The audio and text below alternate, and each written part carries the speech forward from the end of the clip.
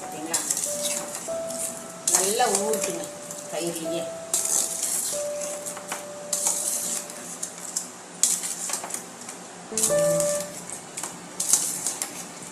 நான் 2 விதமாக பண்ணிட்டேன்.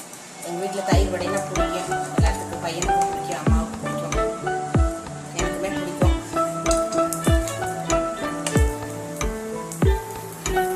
தயிர் வடை தாளிச்சு கொட்டியாச்சு.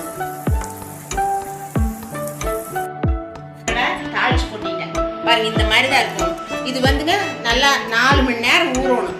டீ டைமில் சாப்பிட்றதுக்கு நல்லாயிருக்கும். இப்போ லஞ்சில் போட்டுருக்கோன்னு வைங்க, லஞ்சுக்கு இந்த வடை இந்த பாதி, இந்த வடை பாதி, இது பாதி பாருங்க. இது இப்போ 4 மணி நேரம் ஊறினா நல்லா சூப்பராக இருக்கும்.